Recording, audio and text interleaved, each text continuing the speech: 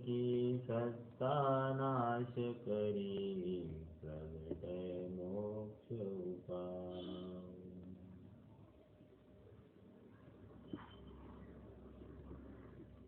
चौथा अधिकार का समापन। प्रकरण चल रहा है मोह की महिमा।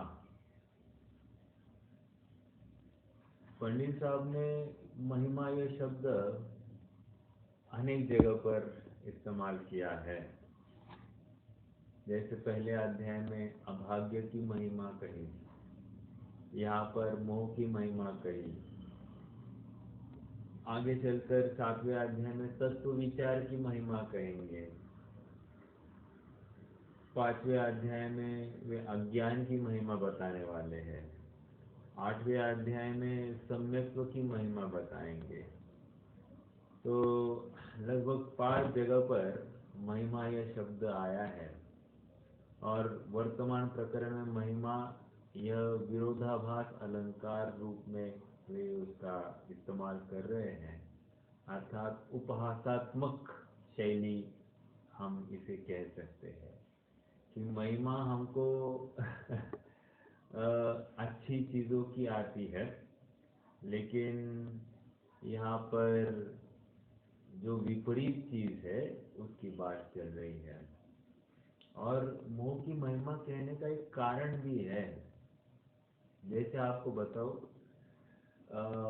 पद्म पुराण लिखा गया और पद्म पुराण में अपेक्षा यह है कि राम का चरित्र ही हमको सब जगह मिलेगा।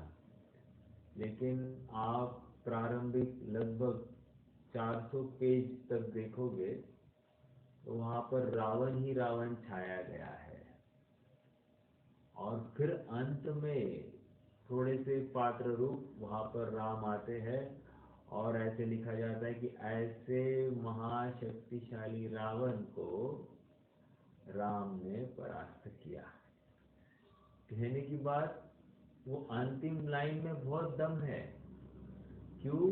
क्योंकि हम जिसकी महिमा गा आ रहे थे ये इतना स्ट्रांग था और इसको परास्त करना कोई साधारण बात नहीं थी। और उसे परास्त किया मतलब जिसने परास्त किया वो कितना स्ट्रांग होगा। वैसे यहाँ पर कह रहे हैं कि मोह इतना बलशाली है, इसका ऐसा कब्जा है, इसने ऐसा सम्मोहित किया है सामने वाले को कि कोई भी इससे चंगुल से बच नहीं निकल पाया है। और इसलिए महावीराष्टक में यहाँ तक लिखना पड़ा, अनिर्वारुद्रेक त्रिभुवन जयी काम सुभटा। मतलब तुम ही एक हो। काम सुभट मतलब काम रूपी सुभट को जीतने के लिए तुम्हारे जैसा ही समर्थ व्यक्ति हो सकता है, अन्य कोई नहीं। कहकर काम रूपी सुभट को जिसने जीत पाई है वो विशेष होना चाहिए। ऐसी यहाँ पर मोह के ऊपर जिसने जीत पाई है वो कोई साधारण नहीं होगा, विशेष होगा। इसलिए ये साधारण जनों की बात नहीं ही है, ये यहाँ पर समझना चाहिए।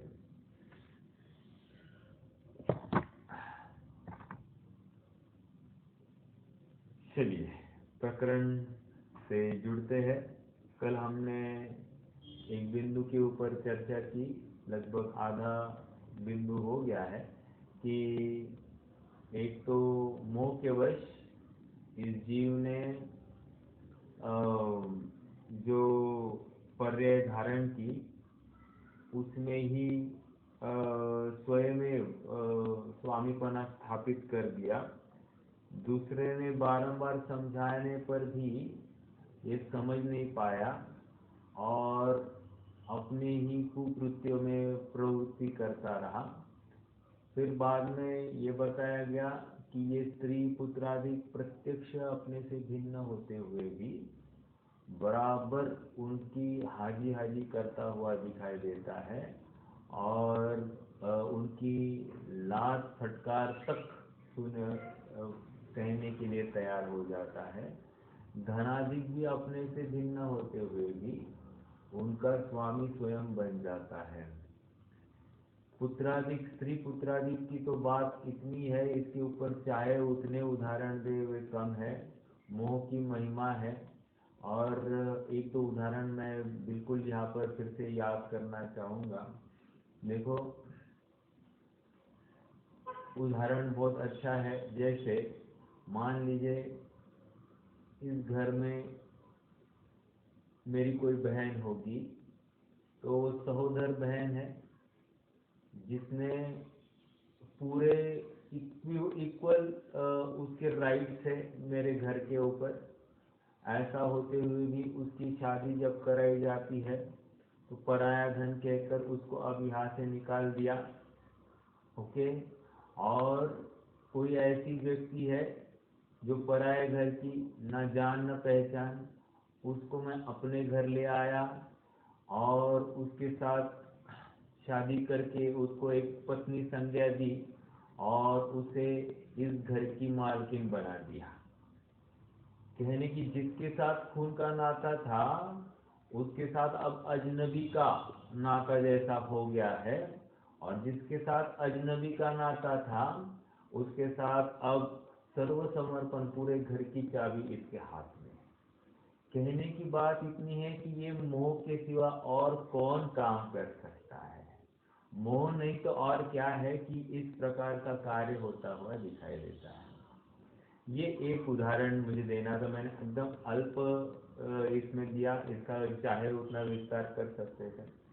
दूसरा और एक उदाहरण ऐसा ही, ये प्रत्यक्ष घटना है कि कोई एक वृद्ध महिला थी और वृद्ध महिला अपना शुद्धि का खान पान करती थी और उसी घर में उसका चौका अलग और उसकी बहू का भी चौका अलग।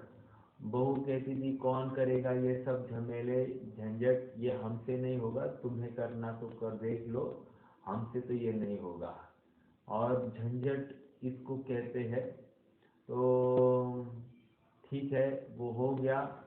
तो समाज के किसी विद्वान आए उस गांव में और उस विद्वान ने कहा कि चलो माता जी, आप हमारे यहाँ पर चलो, हमारी संस्था में खूब आपकी व्यवस्था होगी, आप खूब स्वाध्याय आदि करना और वहाँ पर आपका एकदम अच्छे से गुजारा होगा। तो माता जी ने मना कर दिया। क्यों? माता जी ने कहा जैसे भी है तो अपने ही ना, अपने ही कहकर वो मोह ही आड़ा आ गया। मतलब अपने बहू बेटों की निंदा गरहा सुनकर भी, निंदा और गालियां सुनकर भी, उपेक्षा सहकर भी जीव वहीं पर रहना चाहता है, उसको अच्छा स्थान मिलने पर भी तैयार नहीं हो रहा है। और ये सत्य घटना है। और ये तो मैंने प्रत्यक्ष अपने भी देखे हैं कि जहाँ पर बच्चे उपेक्षा भी करते हैं लेकिन फिर भी सारी की सारी व्यवस्था उनके लिए ही और उनके लिए ही दिन रात भाग दौड़ हो रही है। क्यों भाग रहा है ये समझ में नहीं आता है, लेकिन भागता तो है, और कब रुकना है ये भी समझ में नहीं आ रहा है। और यह मनुष्य भाव इतना क्षणभंगुर है, ओली मारती हजार गति, कब कौन सा रोग उफन आए और कब हमको जवाब देना पड़े कुछ भी नहीं कह सकते हैं।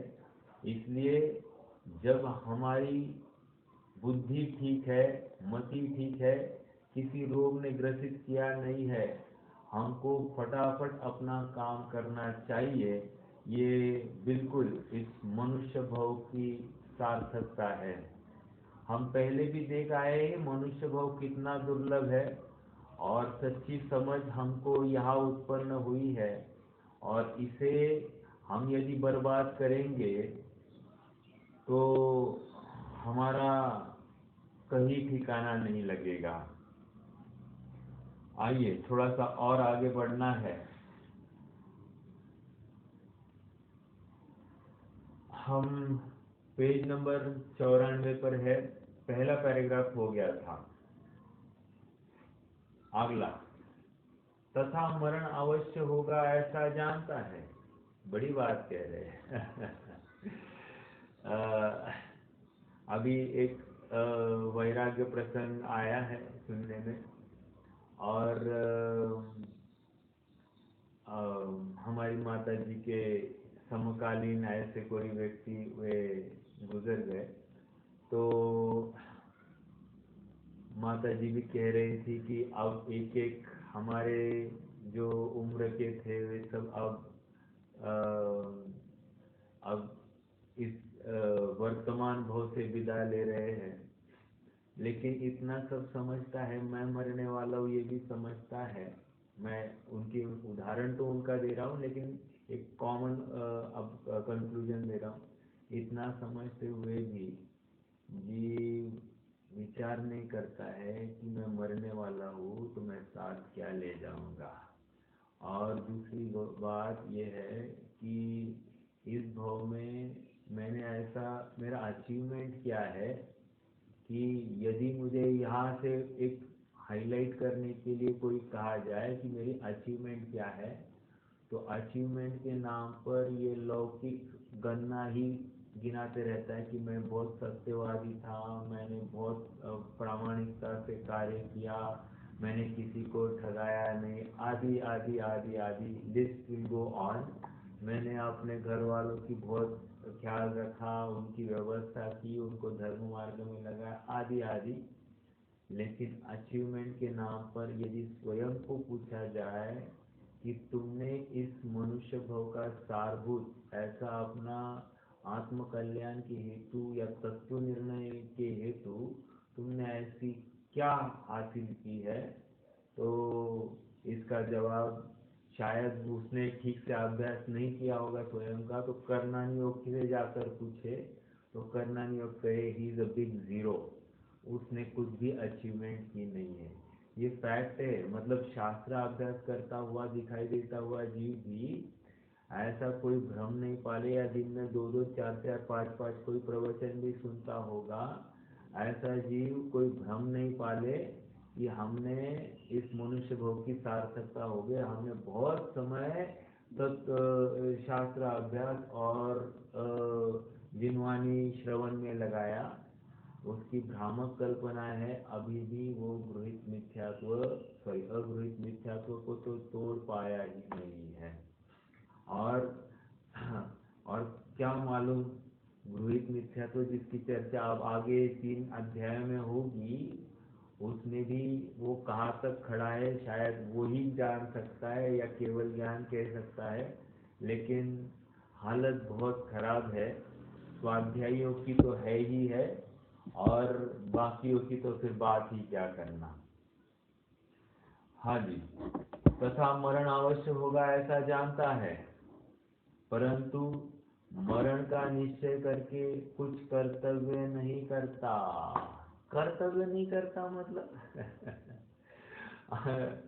कर्तव्य करने के नाम पर लाइफ इंश्योरेंस उठाएगा, मेडिक्लेम उठाएगा ये तो करता है, ये कर्तव्य दिखाई देता है। मेरे जाने के बाद में मेरे घर वालों को मैंने टर्म प्लान निकाल दिया, 1-2 करोड़ निकल जाएगा उनका।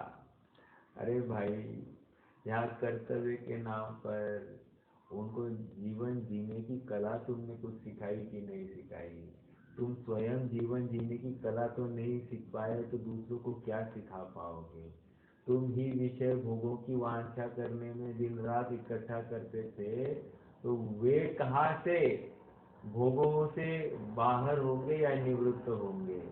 थोड़े से पैसे की हीनता में पामरता आती है, आकुलता होती है, अपने परिणाम बिगड़ जाते हैं, और तुम कहाँ कर्तव्य की बातें कर रहे हो? तो मैं मर जाऊंगा, यहाँ की शत्रुता यहाँ, यहाँ की मित्रता यहाँ, यहाँ की पत्नी यहाँ, यहाँ का बेटा यहाँ, कोई यहाँ काम नहीं आने वाला है। हो सकता है यही यहाँ पर इसी घर में छिपकली हो जाए, कॉकरोच हो जाए, चींटी हो जाए, और घर वाले उसको मार मार के बाहर निकाल। समझ में आया? वो चूहा हो जाए, क्या कुछ भी हो सकता है, कोई गारंटी नहीं है। और जिनके लिए ये सब किया था वही तुम्हें बाहर घसीटते हुए दिखाई देंगे। मोह की महिमा है, बस वो पर्याय निकल गई, ये चला गया मोह। और इसलिए सब स्वार्थ के है भीरी, सभी स्वार्थी है, अपना अपना स्वार्थ सत्ता नहीं है, इसलिए लोग रोते हुए दिखाई देते हैं। वो सब ढोंग है, ढोंग है, ढोंग। और इतने पीटते हैं, इतने पीटते हैं, सर पीटते हैं, और क्या क्या करते हैं, इतने आक्रंदन करते हैं। और बस 1 घंटा 2 घंटा चले जाए, अच्छे से खाना पीना चालू कर देते, हंसी मजाक भी चालू हो जाती है। मतलब आजकल तो मरण के प्रसंग देखने जाए तो चाय कॉफी के कप घूमते हुए दिखाई देते हैं। यहाँ पर अंदर रो रहे हैं, बस वहां से जैसे बाहर आता है, ब्रेक लेता है बाहर, तो ब्रेक लेकर यहाँ पर चाय आदि पीता हुआ दिखाई देता है। बहुत समस्या ये है। वैराग्य के प्रसंग है। वर्णी जी तो कहते थे कि हमारे छत पर एक चिड़िया भी मरी हुई दिखाई दे तो उस दिन घर वाले सब उपवास करते थे। कहा तो इतने भीगे परिणाम, और कहा ये कि यहाँ अंदर बॉडी पड़ी है और बाहर चाय ठोक रहे हैं सब। ऐसा भी होता हुआ दिखाई देता है। और मौत को देखने जाना चाहिए, देखने चाहिए जाना चाहिए, ऐसे कर्तव्य तो बोलता है, लेकिन उस कर्तव्य के पीछे क्या कर रहा है, क्यों कर रहा है, इसे ही समझ में नहीं आ रहा है। यदि जाना भी है कहीं मौत को देखने के लिए, तो वहां पर उन जीवों को तत्व निर्णय कराओ, और यदि वे तत्व निर्णय करने में समर्थ नहीं तो जाओ ही मत। सीधी बात है। अपना समय, अपना अनमोल मनुष्य भाव वहां पर बर्बाद नहीं करना, फिर वो मेरे सगे भी क्यों ना हो। विचारणीय बिंदु है। कोई कितनी भी डांट फटकार लगाए और कोई कितने भी अपने व्यवहार की आलापे लगाता बैठे, वो सत्यार्थ से चूका हुआ जीव है, भूला हुआ जीव है, और वो तुम्हें भी भ्रमित करेगा। तथा मरण का निश्चय करके कभी तो कहता है कि मैं मरूंगा। एक मैं मरूंगा, अरे आत्मा कभी मरता नहीं है, मैं मरूंगा कह रहा है। समझ में आया? मैं मरूंगा और शरीर जला देंगे। कभी कहता है मुझे जला देंगे, कभी कहता है यश रहा तो हम जीवित है ना। आजकल तो ऐड भी आती है कि अपनी आंखें दान करो, और अब माता पिता फिर कहते हुए दिखाई देते हमारे बेटी अभी भी जिंदा है, उसकी आंखें हमको देख रही है, आदि आदि जितनी बातें हैं। और हमको समाधान है कि हमारे प्रिय व्यक्ति का जो कोई अवयव है किसी को कार्यकारी हो गया तो उसमें आनंद मानते हैं। तो ये कह रहे हैं कि कभी कहता है यश रहा तो हम जीवित रहेंगे, अर्थात नाम के लिए जीता है।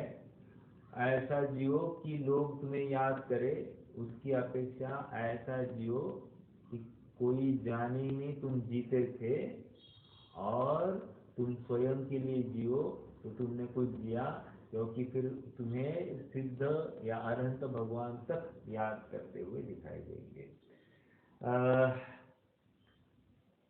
कभी कहता है पुत्राधिक रहेंगे तो मैं ही जीऊंगा। इस प्रकार पागल की भांति बकता है, कुछ सावधानी नहीं है। कहीं भी मतलब हर प्रकार हर प्रसंग में असावधान है। वो माता सुकौशल की माता इतनी विवल हो गई, इतनी विवल हो गई, और फिर आगे चलकर अगली पर्याय में बैर धारण करके अपने ही बेटे को खा रही है, कुछ भी गिना नहीं है। मतलब कितनी पर्याय चेंज होते, मोह ही द्वेष में कन्वर्ट होने में कितना समय लगा। एक पर्याय में मोहवश विवल होकर रोई और मरण को प्राप्त हो गई, और दूसरी पर्याय में द्वेषवश जिसके लिए मोह से युक्त होकर मरण को प्राप्त हो गई, उसी का प्राण हरण किया।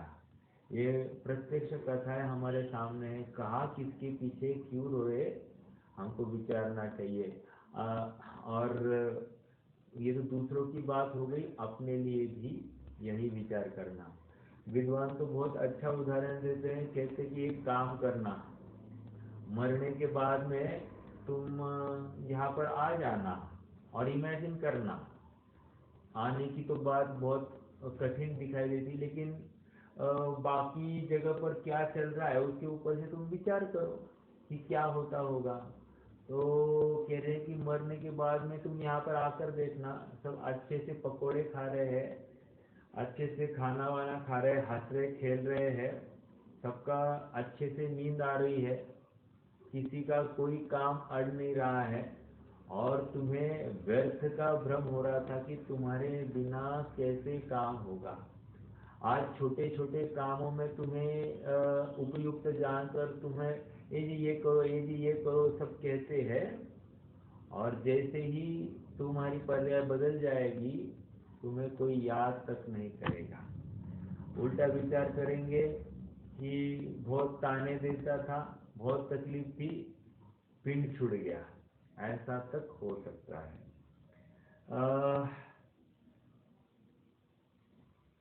इस प्रकार पागल की भांति बकता है, कुछ सावधानी नहीं है, तथा अपने को परलोक में जाना है यह प्रत्यक्ष जानता है। अगेन वही बात कर रहे, ऊपर देखो पहले कहेगा मरण अवश्य होगा ऐसा जानता है, ये स्वीकार। दूसरे इसमें भी कह रहे कि हमको परलोक में जाना है, ये तो जानता है, प्रत्यक्ष जानता है। प्रत्यक्ष जानता है मतलब क्या, वो साक्षात देख रहा है ना कि डेड बॉडी यहीं पर रहती है और जीव यहाँ से निकल जाता है और उसको जलाया जाता है, इसका मतलब जीव अलग तत्व है और ये शरीर अलग तत्व है, ये निर्णय कर रहा है। और हम कहते ही हैं कि देवा घरी गेले, यहाँ गए वहाँ गए आदि आदि कहते हैं कि नहीं। तो दूसरी पर्याय धारण करेगा, लगभग हर दर्शन ये बात स्वीकार करता है, मात्र चारवाक को छोड़िए तो ऑलमोस्ट सभी दर्शन नवीन भव है ये स्वीकार करते हैं। तो तथा अपने को परलोक में जाना है यह प्रत्यक्ष जानता है। और कहाँ तक है, सब कहते हैं सगळ्यांना कर्माचे फळ भेटतात म्हणजे भेटतात, तो कर्म का फल मिलता है, इसका मतलब क्या, कहीं ना कहीं यहाँ हमने जो पाप किए हैं या अच्छे पुण्य किए हैं या जो कोई कार्य किए हैं उसका फल भविष्य में हमको मिलना है, ये सब स्वीकार करते हैं। उसके तो इष्ट अनिष्ट का यह कुछ भी उपाय नहीं करता है, अर्थात ये परलोक में प्रत्यक्ष होने वाला है ये जानता हुआ भी कोई उपाय नहीं कर रहा है। कोई उपाय नहीं कर रहा है मतलब तत्व निर्णय नहीं कर रहा है। तत्व निर्णय नहीं कर रहा है मतलब जहाँ जहाँ आकुलता के प्रसंग है वहाँ पर हटने का प्रयास नहीं करता है। भोजन आदि में आसक्ति पूर्वक प्रवृत्ति होती है, रुपया पैसा आदि में आसक्ति पूर्वक प्रवृत्ति होती है, विषयों में आसक्ति पूर्वक प्रवृत्ति होती है, शब्दों की मतलब इंद्रिय के जितने भी विषय है अच्छे, निंदा सुनी तो तकलीफ होती है, प्रशंसा सुनी तो आनंद होता है, या फिर अपने मन से विपरीत कुछ हो जाता है तो बहुत आकुल हो जाता है, तो विषयों में प्रवृत्त होता है, लेकिन इष्ट अनिष्ट कुछ भी उपाय नहीं करता है। मतलब उसके तो इष्ट अनिष्ट का यह कुछ भी उपाय नहीं, मतलब प्रसंग जो मिलते हैं उसके अनुकूल तत्व निर्णय करता हुआ आगे नहीं बढ़ता है। जो जिनवानी पड़ी थी, जिन वचन सुने थे वो बस सुनने तक ही रहे, ये बस सुनने की बात है, प्रैक्टिकल की कोई नहीं करता है, ऐसा कहकर मैं नहीं करूंगा ये कहाँ स्वीकार करता है। कोई नहीं करता है ऐसा तो बोलता है, मैं नहीं करूंगा ये नहीं बोलता है। कौन करता है ऐसा तो बोलता है, लेकिन मैं नहीं करूंगा ये कहाँ स्वीकार करता है। कौन में अपने को समाविष्ट एक कॉमन नाउन बनाकर बोल देता है, मतलब सबके साथ अपना भी पाप छिप जाए ऐसा भ्रम स्वयं ही खींचता है, और इससे इसका लाभ तो होने वाला नहीं है। उपाय नहीं करता, और यहाँ पुत्र पौत्र आदि मेरी संतति में बहुत काल तक इष्ट बना रहे, अनिष्ट न हो, ऐसे अनेक उपाय करता है।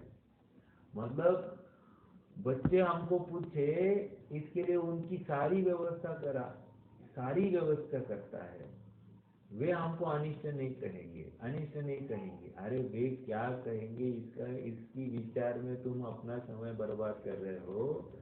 लेकिन अपने लिए क्या कहेंगे इसके लिए तुम विचार ही नहीं कर रहे हो। देखो एक गोपाल दास जी बरैया ने एक हाँ, एक उपन्यास लिखा, और उपन्यास का नाम है सुशीला। सुशीला यह एक उसका पात्र जो हीरो है, नायक है, उसका नाम है सुशील। और उसका एक इन शॉर्ट में आपको प्रसंग सुनाता हूँ। प्रसंग ये है कि उस सुशील को कोई महिला बहुत चाहने लगती है, और योग ऐसा होता है कि वो महिला उसको एकांत में मिलती है और भोग करने की ऑफर देती है। तो सुशील मना कर देता है। फिर उसके बाद में वो महिला उसको धमकाती है, यदि तुम मुझे भोगते नहीं हो तो मैं मेरे कपड़े छिन्न भिन्न करके सबको कहूँगी कि तुमने मेरे साथ दुराचार किया है, और तुम्हारा नाम मैं यहाँ वहाँ खराब कर दूंगी, और इसको लेकर तुम्हें सजा तक हो सकती है। तो सुशील ने उसे जो जवाब दिया ये बहुत विचारणीय है, और मैं इस प्रकरण के साथ में जोड़ूंगा। सुशील कहता है कि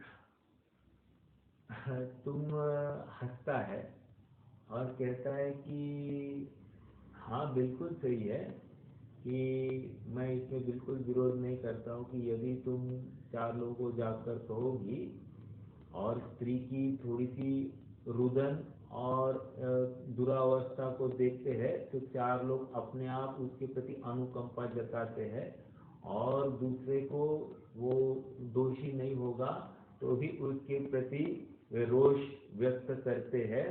ऐसा प्रत्यक्ष देखा जाता है, और हो सकता है इसको लेकर मुझे सजा होगी, लोग मुझे मेरा विद्रोह करेंगे, मुझे परित्यक्त करेंगे। ऐसा होते हुए भी मुझे वो स्वीकार है, लेकिन मैं ये कार्य नहीं कर सकता। क्यों? क्योंकि हो सकता है लोग अज्ञानता से मेरा द्वेष कर बैठेंगे, लेकिन मैं स्वयं की नजरों में स्वयं को गिरा हुआ नहीं देख सकता। क्या कहा? मैं स्वयं को स्वयं की नजरों में गिरा हुआ नहीं देख सकता, इसलिए मैं तुम्हें नहीं भोगूंगा एट एनी कॉस्ट। मतलब क्या जबरदस्त, मतलब ये सुदर्शन सेठ जैसी कथा हो गई। कहने की बात इतनी है कि वो जो डायलॉग है, वो डायलॉग में हमको जीवन जीने की कला हमारे सामने खड़ी हो गई। और यही यहाँ पर कह रहे हैं कि यदि हमारी आत्म पर्याय, हमारी पर्याय वर्तमान वर्तने वाली जो पर्याय है ज्ञान दर्शन वीर्य वाली, वो यदि अपने आत्मा को वर्ण नहीं करे, पर द्रव्य को ही वर्ण करे, तो वो वेस्ट हो गई, वो कुशीली हो गई। भले ही उसने सदाचार के नाम पर बहुत लोगों का उद्धार किया होगा, लेकिन वो कहलाएगी तो कुशील ही। और इसलिए हमको सबसे पहले ये विचार करना चाहिए कि मैं अपना आत्मोद्धार कैसे करूं और कब करूं। मेरा समय चला जा रहा है। जन्म लेते ही हम क्या कहते, आज बच्चा 1 ईयर ओल्ड हो गया है आज बच्चा 2 ईयर ओल्ड हो गया। ओल्ड मतलब जीर्ण हो गई है काया। हम कहते तो है, मानते नहीं है, बट उसका अर्थ अगर विचार करें तो आज 40, 45, 50 साल ओल्ड हो गए हैं और फिर भी विषय तृष्णा तरुण है और निरंतर तरुण होती जा रही है। समझ में आया? विचारने की बात है कि जो जो जिनवानी में आई हुई बातें है वो कहीं भी ऐसी विरोधी लगती नहीं है, यथार्थ प्रकरण के साथ जुड़ती है और कमी तो अपनी सोच की है, हम उसे स्वीकार करने के लिए समर्थ है या नहीं। आइए थोड़ा सा आगे बढ़ते हैं। किसी के परलोक जाने के बाद इस लोक की सामग्री द्वारा उपकार हुआ देखा नहीं है, परंतु इसको परलोक होने का निश्चय होने पर भी इस लोक की सामग्री ही का पालन होते रहता है। मतलब कितना वो बैंक बैलेंस बढ़ाने के पीछे है, और भले ही ऐसा अवसर नहीं आए कि बैंक बैलेंस में भी ज़्यादा रुचि नहीं हो, लेकिन खाली घर में बैठकर क्या करे, क्या करे, ये बहुत बड़ा प्रश्न है। क्योंकि यहाँ पर क्या करे तो फिर ऐसी जगह पर जाएगा तो वहाँ पर क्या क्या करेगा। समझ में आया? मतलब जहाँ पर कुछ करने का अवसर ही नहीं होगा, बस कर्मोदय ही भोगना है, तो उस समय में क्या कर पाएगा। इसलिए अत्यंत जागृति का प्रसंग ये पर्टिकुलर प्रकरण लेकर आया है और हमको सचेत करना चाहता है कि भाई ये अनादि का जो मिथ्या चारित्र तुमने अंगीकार किया है, अब तो मिथ्या चारित्र त्याग, अब आत्म के हित पंथ लाग। कह रहे कि ये सब जो कोई मिथ्या चारित्र, मिथ्या दर्शन, मिथ्या ज्ञान और मिथ्या चारित्र की प्रवृत्ति है वो आप त्याग दो, उसका परित्यक्त कर दो और अपने आत्मा के हित में अब तो लगो, अब तो लगो। ठीक है? किसी के परलोक जाने के बाद इस लोक की सामग्री द्वारा उपकार हुआ देखा नहीं है। मतलब कितना पैसा कमाया, इसलिए बहुत अच्छी बात सुनने में आई है, जितने पाने का अवसर होते हैं उतने खोने के अवसर। देखो बहुत अच्छी बात है, आप थोड़ा सा नोट कर सकते हैं। जितने पाने के अवसर होते हैं उतने खोने के अवसर। मतलब क्या? हमने मान लीजिए लाख रुपया पाया, तो खोना कितना है? मैक्सिमम लाख रुपया खोना है। अब दूसरा, जितने मात्रा में पाओगे उतने मात्रा में खोओगे। अब मान लीजिए 1 करोड़ कमाया, तो खोना कितना है या जाएगा कितना? 1 करोड़ का 1 करोड़ छोड़ के जाएंगे, एक फूटी कौड़ी भी साथ नहीं आएगी। हीरे के सेट, सोने चांदी के थाले वाले सब यहीं पर पड़े रहेंगे। और ये प्यारी काया चली गई, बस परदेसी हुए रवाना, प्यारी काया पड़ी रही।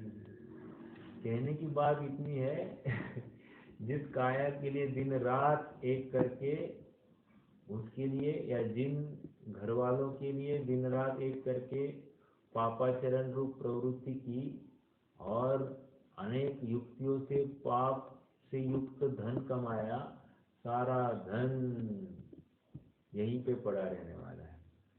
कल किसी से बात हो रही थी, कहते कि मुझे 100 पैसा नहीं कमाना पड़ता, मैं 2 घंटे ही काम करती हूँ और मुझे आ रहा है, तो मैं क्या करूँ। और उनको मालूम है उनको ये कंपनी के साथ टाइप्स हो जाते हैं। वो कहते हैं कि हम एक लड़का भी प्रोवाइड करते हैं कंपनी को, तो वे कंपनी हमको कमीशन देती है, 15-15, 20-20 टक्के का कमीशन होता है।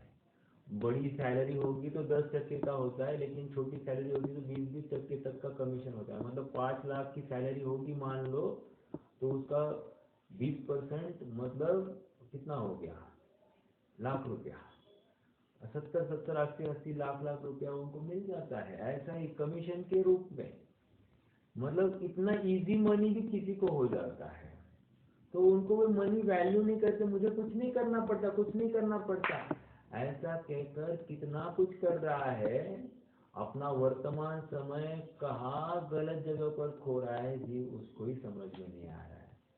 क्योंकि पैसा एकदम इजीली आ रहा है, और ये बोलने को और कार्य होने को बस काल प्रत्याशक्ति, और इसको लगता है कि मेरी इच्छा के अनुसार हर कार्य हो रहा है, हर कार्य हो रहा है। एकदम गाफिल निद्रा में जीव है, जागृति थोड़ी भी नहीं हो रही है, और कब समय चला आएगा कुछ भी खबर नहीं है। शरीर तो अभी एक झटके में इलाज के लिए बोल दे तो कोई अतिशोक्ति नहीं होगी। समझ में आया? आइए थोड़ा सा बढ़ते हैं आगे। तथा विषय कषायों की परिणति से तथा हिंसादी कार्यों द्वारा स्वयं दुखी होता है। क्या कहा? देखो, ये विषय कषाय कह रहे हैं, अर्थात तत्व निर्णय नहीं कर रहा है। तथा विषय कषाय की परिणति से तथा हिंसादी कार्यों द्वारा स्वयं दुखी होता है। विषय कषाय मतलब क्या? ये 5 इंद्रिय के विषय, अच्छा सुनने में आना, अच्छा खाने में मिलना, अच्छा गंध आना, अच्छा देखने को मिलना, घृणास्पद कुछ नहीं देखना, आदि आदि सब बातें हैं। मन को जो प्रसन्न करे, ऐसी सब बातें, आह्लाददायक होना, ऐसे विचार होना, ये सब विषय कषाय की बातें हैं, उन्हीं को पोषण करने की बातें हैं। रास्ते से कुछ जा रहा है तो क्या हो रहा है, क्या हो रहा है, सुनने की, जानने की इच्छा, ये विषय कषाय की बातें हैं। या उसका क्या हो गया, उसका क्या हो गया, ये सब के जस्ट कल मान लीजिए हम गलती से मैच नहीं देख पाए, बस फटाका यहाँ पर फूट गया तो क्या हुआ होगा, क्या हुआ होगा, ये जानने की इच्छा अपने आप ये विषय कषाय है कि नहीं है। मतलब मन संबंधी विकल्प की पूर्ति हो जाए, ये भी तो एक विषय कषाय है। अरे विषय कषाय की परिणति से तथा हिंसादी कार्यों द्वारा स्वयं दुखी होता है। इसका मतलब क्या है? वे अवसर आए थे, उन अवसरों में तत्व निर्णय करना चाहिए था कि मुझे ये सब जानने की इच्छा है। और पंडित साहब पहले क्या है, सर्व को जानने की इच्छा, और जानने में एक ज्ञेय आता है, वो भी पूर्ण रूप से नहीं आता है, सर्वांग से नहीं आता है, अल्प रूप से आता है। ऐसा होते हुए भी इस वर्तमान जो प्रगट मतिश्रुत ज्ञान है, इतना अपाहिज ज्ञान है, इतना अल्प ज्ञान है, इससे सर्व को जानने का यत्न करता है। और जो जिनवानी कहती है कि तेरा स्वभाव सर्व को जानने का है, ऐसे स्वभाव का अवलंबन कर तो सर्व जानने में आएंगे। लेकिन इसको विश्वास कहाँ है? विश्वास नहीं है, और यही तत्व निर्णय का अवसर था तो चूक गया। ओके, और इससे क्या हुआ? दुखी हुआ, क्योंकि पराश्रित जहां भी प्रवृत्ति होगी वो कभी भी सुख को प्राप्त नहीं होगा। कोई भी मैटर लीजिए, जहां पर अपने लीक से हट गया वो सुख को प्राप्त नहीं होगा। अपना कर्तव्य जो विस्मृत हो जाता है, व्यवहार की अपेक्षा कहो या यहाँ पर निश्चय की अपेक्षा, तो दोनों जगह पर दुख ही इसको मिलना है। एक लौकिकता का जो दुख होगा, और एक अपनी आकुलता संबंधी, विषयों की पूर्ति नहीं होने संबंधी, या वे बने रहे इस संबंधी, ऐसी आकुलता जो है वो स्वयं अपने आप में दुख है। खेद खिन्न होता है, दूसरों का शत्रु होता है, इस लोक में निंद होता है। मतलब हमको कोई भी कार्य में, मान लीजिए मेरे अनुकूल कोई बात नहीं हो तो मैं क्या करूंगा? विद्रोह करूंगा। विद्रोह करूंगा तो शत्रुता मोड़ लूंगा। शत्रुता लूंगा तो क्या होगा? आकुलता बढ़ेगी, अपने आप दुख पे प्रसंग बनेंगे। तो क्या कह रहे हैं? खेद खिन्न होता है, दूसरों को शत्रु होता है, इस लोक में निंद होता है। निंद मतलब कौन? प्रसिद्धि, मतलब उसकी गलत रूप में ही उसकी प्रसिद्धि होती है। परलोक में बुरा होता है, ऐसा स्वयं प्रत्यक्ष जानता है। हम कहते हैं ना कि अच्छा करूंगा तो उसका फल अच्छा मिलता है, बुरा करूंगा तो फल बुरा मिलेगा, जैसा बीज बोओगे वैसे फल मिलेगा। बीज बोया बबूल का, फल चाहता है आम का, ऐसे कैसे संभव है? जैसे बीज बोया है वही फल मिलेगा। ये हम देखते हैं, लोग की नीति भी ऐसी है, जो करे तो भरे, जैसा करोगे वैसा पाओगे। ये सब बातें, ये उक्तियाँ उसी में चलती है। इतना हम सब प्रत्यक्ष सुनते हैं, समझते हैं, और साक्षात हमारे इर्द गिर्द में और स्वयं के ऊपर बीतती हुई दिखते हैं, तो भी विश्वास नहीं होता। एक अच्छी बात बताऊंगा। वैसे ये भेद ज्ञान की बातें पहले ही आ सकती थी। इष्टोपदेश किसने लिखा? पूज्य पाद स्वामी। समाधि तंत्र उन्हीं का लिखा हुआ है। अनेक सर्वार्थ सिद्धि की टीका उनकी लिखी हुई है। तो ये जो है पूज्यपाद स्वामी जो है, इनका, ये आप सब जानते होंगे, ये वैशेषिक मत के थे। वैशेषिक मत और प्रकांड विद्वान थे, और उस समय में उनका वैशेषिक मत में थे। उस समय उनका व्याकरण को कोई हाथ नहीं लगा सकता था, ऐसा उनके व्याकरण पर कमांड। और हुआ ऐसे कि एक हस्तिनो ताड़ेति न गच्छते जैन मंदिरम, ऐसी उक्ति वहां पर उन्होंने चलाई थी। हाथी के पैर के नीचे कुचल जाना, लेकिन जैन मंदिर में प्रवेश नहीं करना, क्योंकि एक बार वहां पर जाओगे तो तुम जैन हुए बिना नहीं रहोगे। बट यूं प्रसंग बन गए, और उन्होंने किसी की बात, एक प्रवचन चल रहा था, वो बात उन्होंने सुनी, न्याय की बात थी, और वे विद्वान को पूछने गए तो विद्वान समाधान करने में समर्थ नहीं हुए। तो अगले दिन रात में, उसी दिन रात में उनको स्वप्न में, व्यंतर में आकर उसका समाधान कराया। समाधान होने पर उन्होंने उसी तत्क्षण जिनेश्वरी दीक्षा धारण कर ली। देखो क्या पुरुषार्थ! अरे कहाँ जन्मा है ये जीव? मतलब साक्षात गृहित मिथ्यात्व में जन्म हुआ है, और कितना मनुष्य भव मिला है। तो परीक्षा प्रधानता की स्तर देखो, ये तत्व निर्णय हो गए, और ये फटाफट जागृति हो गई, यथार्थ बात स्वीकृत हो गई, ये जिनेश्वरी दीक्षा धारण कर ली। मतलब हम यहाँ पर कहते हैं कि ये श्वेतांबर है, ये दिगंबर है, ये तिर्यंत है, ये अन्य मत है, ये बात कहाँ से लाई? अपना सार्वधर्मिक, सार्वकालिक और सभी जीवों के उत्थान के लिए अपना ये दिगंबर धर्म है, और मैं दिगंबर कुल वाला, और इसलिए ये मेरी ही बपोती है। धर्म को चलाना ये कौन और कहाँ लेकर आया है?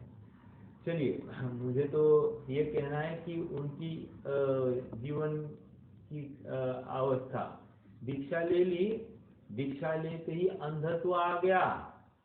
ओके, अंधत्व आ गया, और योग ऐसे बना, कुछ ही काल में अंधत्व चला भी गया। मतलब आप विचार कीजिए, शरीर की अवस्था बिना किसी उपाय के फिर से आंखें भी यथार्थ हो गई। ऐसा सहज योग बना, भी क्या चमत्कार हुआ! शरीर की जो कोई रचना हुई होगी तो हो गई, लेकिन कहने की बात, यह ऐसी शरीर की अवस्था स्वयमेव होती है, और ये जीव उसका कर्ता बन बैठता है, भेद ज्ञान नहीं करता है, और उसके लिए ही दिन रात, उसके लिए, घर वालों के लिए लगाओ पैसे, रुपया पैसा आदि के लिए, इससे मैं सुखी हो जाऊंगा, इससे मैं सुखी होऊंगा, ऐसे विचार करते हुए वहीं पर प्रवृत्ति। यहाँ तक कि बच्चों को भी सारी अर्थकारी विद्याएं सिखाता है, इसमें चूकना नहीं, इसमें चूकना नहीं, कितना जोर लगाता है। और धर्म की बात थोड़ी सी भी कहे, धर्म के कार्य में थोड़ा भी समय लगाए, एक समय बहुत जा रहा है, चलो चलो, मतलब धर्म के लिए हम कितना बायस थे, और हम चाहते हैं कि जीव धर्म मार्ग पर आगे बढ़े, न्याय नीति परक उसका जीवन रहे। कैसे हो सकता है? नहीं हो सकता। हम होना तो ऐसा चाहिए कि धर्म में हम अधिकतर समय लगाए और लौकिक कार्य में जितना समय मिले तो लग जाए। इससे विपरीत हम क्या कर रहे हैं, बचा कुचा समय धर्म में, जस्ट एक हमने उपकार किया है ऐसा, उस रूप में हम वो धर्म का समय हम अपने लिए अवेलेबल करते हैं। ये अपने प्रति ही किया गया द्वेष है। इस मनुष्य पर्याय की महत्ता, इसकी क्या कहे, दुर्लभता हमने अभी तक आंकी नहीं है, और ये उसी का परिचायक है। हमारे पास सब जगह पर जाने के लिए समय है, लेकिन धर्म के लिए या अपने लिए समय नहीं है। ये बहुत बड़ी खेद की बात है, और इसका विचार हम और आप सबको होना चाहिए। हाँ जी, आगे बढ़ते हैं।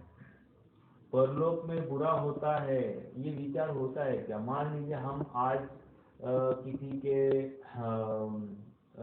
किसी के कार्यक्रम के लिए जा रहे हैं, और उस कार्यक्रम में जाते समय कितना आश्रय हम ग्रहण कर रहे हैं, कितना पापाचरण हो रहा है, कितना बंद होने वाला है, कितना आरंभ हो रहा है, उन सबका आश्रय अपने माथे होने वाला है। उसकी हमको गिनती है क्या? विचार तो है क्या? बिल्कुल नहीं होता है, बिल्कुल विचार ही नहीं करता है। और यहाँ पर बाजार में जाए, थोड़ी सी एक चीज 5 रुपए एक्स्ट्रा देना पड़े तो 10 जगह पर ढूंढता है कहाँ और सस्ती मिल सकती है।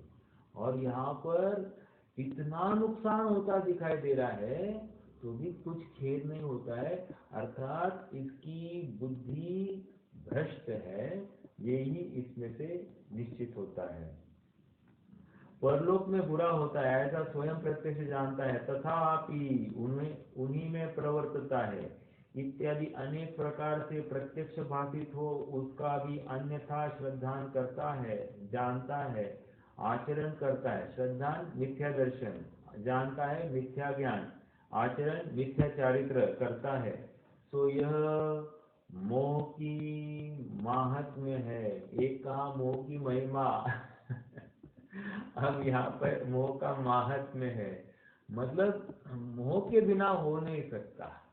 जब तक पर वस्तु आकर्षित करती रहेगी तब तक अपनी निज वस्तु उपेक्षित ही रहेगी, और जिस दिन निज वस्तु आकर्षित करेगी अपने आप पर वस्तु के प्रति उपेक्षा भाव होता ही होता है। इष्टोपदेश का छंद है, यज्जीवस्योपकाराय तद्देहस्यापकारकम, यद्देहस्योपकाराय तज्जीवस्यापकारकम। अर्थात ये सहज न्याय है। अपनी वस्तु की महिमा आई, महात्म्य आया, पर वस्तु उपेक्षित होगी होगी, और पर वस्तु की महिमा आई तो अपनी वस्तु नियम से उपेक्षित हो गई। ओके, आइए आगे। इस प्रकार यह जीव अनादि से मिथ्या दर्शन ज्ञान चारित्र रूप परिणमित हो रहा है। इसी परिणमन से संसार में अनेक प्रकार का दुख उत्पन्न करने वाले कर्मों का संबंध पाया जाता है। यही भाव दुखों के बीज है और अन्य कोई नहीं है। दुख का बीज है, और बीज बोया हमने है, और फल चाह रहे सामने वाले से, निमित्त की तरफ से फल चाहते हैं, और बीज हमने बोया है। ये कह रहे हैं कि बीज को बोया तुमने है तो फल भी तुम्हें मिलेगा, और जब तुम तत्व निर्णय पूर्वक भोगोगे तभी तुम इस कर्म से मुक्त होगे। जितने बार आकुलता करोगे, जितने बार संक्लेश करोगे, तुम्हें तो दंड मिलेगा मिलेगा मिलेगा। समझ में आया? बहुत विचारणीय बिंदु है। और देखिए ना, निमित्त ही दिखाई देता है, अपने पूर्व दिखाई नहीं देता, अपना अतीत दिखाई नहीं देता। ये बहुत तकलीफदायक बात है। और जिनवानी हमको एक दृष्टि दे रही है कि भाई देखो ये निमित्त है, निमित्त इसलिए खड़ा है क्योंकि तुम्हारा कर्म उसका परिचय के निमित्त के रूप में। अगर कर्म नहीं होता तो ये निमित्त भी यहाँ पर खड़ा हुआ नहीं दिखाई देता, और कुछ होता लेकिन ये निमित्त तो नहीं होता। समझ में आ रहा है? इसलिए हमको अपना अतीत का ज्ञान ये निमित्त करा रहा है। ऐसी जिनवानी हमको पुकार पुकार के समझा रही है, और हम उसकी आवाज़ को समझें तो ही हम सुखी होने के लिए पात्र होंगे। इस प्रकार यह जीव अनादि से मिथ्या दर्शन ज्ञान चारित्र रूप परिणमित हो रहा है। इस परिणमन से संसार में अनेक प्रकार के दुख उत्पन्न करने वाले कर्मों का संबंध पाया जाता है। यही भाव दुखों के बीज है, अन्य कोई नहीं। ओके, इसलिए हे भव्य, अंडरलाइन द वर्ड, क्या शब्द है, कितनी करुणा भाव है। हे भव्य, दौल समझ सुन चेत सयाने, वहां पर भी सयाने, कितनी बड़ी मतलब कितने प्रेम से, कितनी मधुरता से समझा रहे। हे भव्य, भव्य सुख कहाँ होगा? अरे कहाँ विषय कषाय में रचे पचे जीव है। इतनी जितनी भी पॉपुलेशन है, इतनी पॉपुलेशन में कितने जीव अभी स्वाध्याय में प्रवृत्ति कर रहे हैं। तो अपने आप में एक बहुत ही अल्प अल्प मात्रा है, और उस अल्प मात्रा में भी जो विशिष्ट रूप से उपयोग देकर इसमें लग रहा है और तत्व निर्णय की जिज्ञासा कर रहा है और सुखी होने का निर्णय कर रहा है, इन गिने चिने में भी कोई एक आध बिरला ऐसा आगे बढ़ने वाला है। हम ही क्यों ना हो वो बिरला, ऐसी दृढ़ निर्णय के साथ में। हे भव्य, यदि दुखों से मुक्त होना चाहता है, यदि दुखों से मुक्त होना चाहता है, मतलब मान लो मैं करोड़ रुपया कमा रहा हूँ, मान लो मेरा बैंक बैलेंस फुल है, मान लो मेरे लॉकर सब गहने से भरे हुए हैं, मान लो घर में भी सर्व प्रकार की अनुकूलता है, ऐसा होते हुए भी कह रहे तुम दुखी हो, ये स्वीकार करो, मुझे कोई दुख नहीं, मुझे कोई दुख नहीं। अरे भ्रम हो गया है तुम्हें, सन्निपात हो गया है, तकलीफ हो गई होते हुए भी तुम तकलीफ नहीं है ऐसा चिल्ला चिल्ला कर कह रहे हो। यही दिखा रहा है कि तुम दुखी हो, क्योंकि जिसे तकलीफ हुई नहीं है वो चिल्लाता नहीं है वो आत्मगुप्त हो जाता है। ठीक है, दुखों से मुक्त होना चाहता है तो इन मिथ्या दर्शन आदि विभाव भावों का अभाव करना ही कार्य है। इस कार्य के करने से तेरा परम कल्याण होगा। इति श्री मोक्ष मार्ग प्रकाशक नामक शास्त्र में मिथ्या दर्शन ज्ञान चारित्र के निरूपण रूप चौथा अधिकार समाप्त हुआ। अपन एक काम करते हैं, हर अध्याय का एंड पढ़ते हैं, हर अध्याय का फिर से अपन पुनश्च ना एक एक्सरसाइज रखेंगे। ये क्यों? क्योंकि हर जगह पर उन्होंने संबोधन दिया है, बहुत मीठे रूप से दिया है। देखो जैसे पहले अध्याय का 20वें पेज पर है,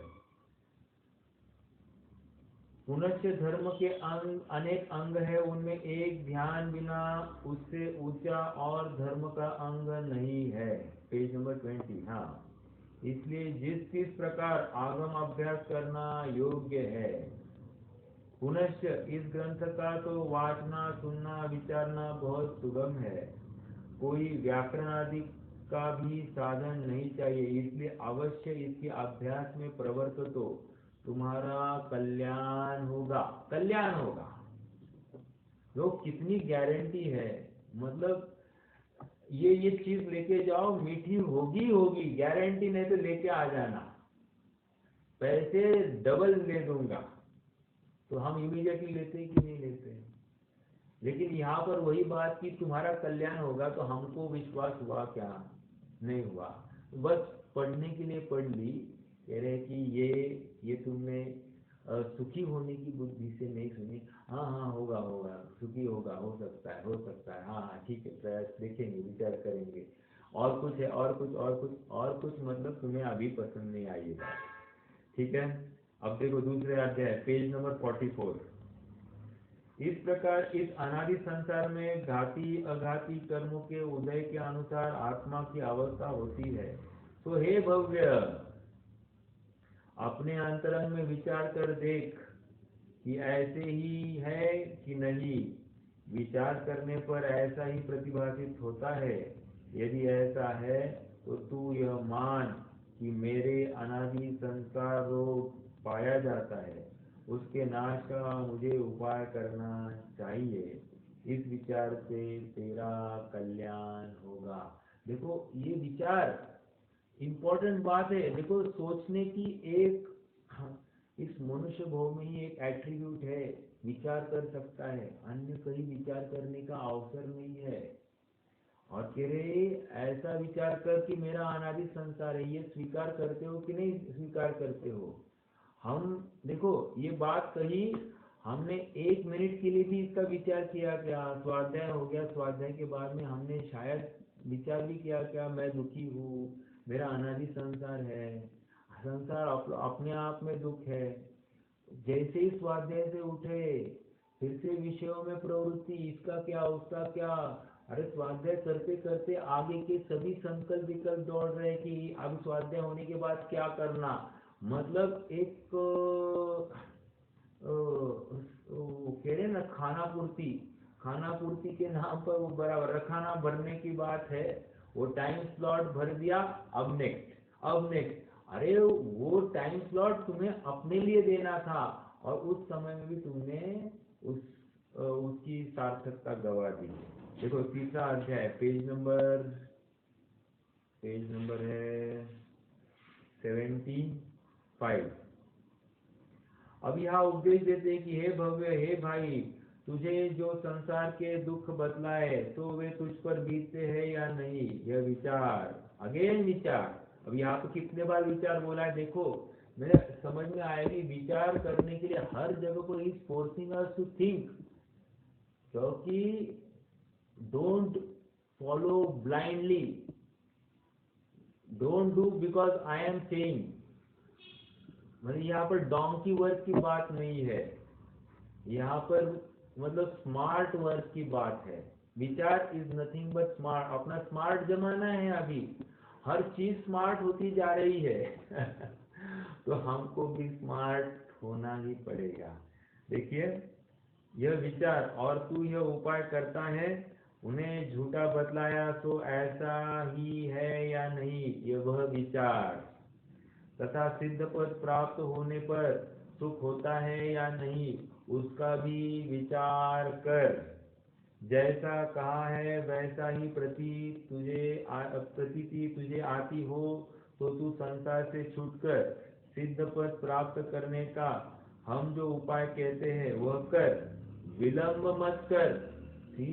उनको भी दुर्लभता के रहे, काल कब भी आएगा तुम्हें नहीं पता, हमको नहीं पता। तुम तो जल्दी तत्क्षण तुम प्रवृत्ति करो, विलंब मत कर। यह उपाय करने से तेरा कल्याण होगा, एवरीवेयर तुम्हारा कल्याण होगा कह रहे। और यहाँ पर चौथे अध्याय में भी हम देख रहे इस कार्य के करने से तेरा परम कल्याण होगा। समझ में आ रहा है? तो ये बात है कि जीव का जो अनादि मिथ्यात्व या मोह से युक्त जीव की परिणति है ऐसी मलिन है, और इस मलिन परिणति को हम साफ माने तो यह तकलीफ है, क्योंकि रोग है यही स्वीकार नहीं होगा तो रोग के अभाव का उपाय या फिर रोग के अभाव का प्रयास करेगा क्यों। और इसलिए इतना प्रयास पंडित साहब ने किया है। ये हमारी डे टू डे लाइफ में होने वाली घटनाएं या हमारे डे टू डे लाइफ संबंधी हमारी विचारधाराओं को ही यहाँ पर उन्होंने व्यक्त किया है। और ये हर जगह पर पढ़ते समय में मुझे रखकर ये अगर पढ़ते हैं तो ये बहुत ही इफेक्टिव हमारे लिए होगा, और इसमें से हमको यथार्थ बोध लेने का एक आत्मिक पुरुषार्थ भी जागृत हो जाएगा। तो हम सब यथार्थ विचार करें, अपना विवेक जगह पर रखें। हम विचार निश्चित करें, विचार करने से नहीं चूके, क्योंकि यह जो क्षयक्षम अभी मिला है, यदि इसका दुरुपयोग किया तो भी पतित होंगे, और उपयोग ही नहीं किया तो भी पतित होंगे। इसका यथार्थ उपयोग करना ही सार्थकता का परिचायक है, सुखी होने का एक कदम रखने का एक अवसर है, और हम इस अवसर को नहीं चूके। यही मंगल भावना।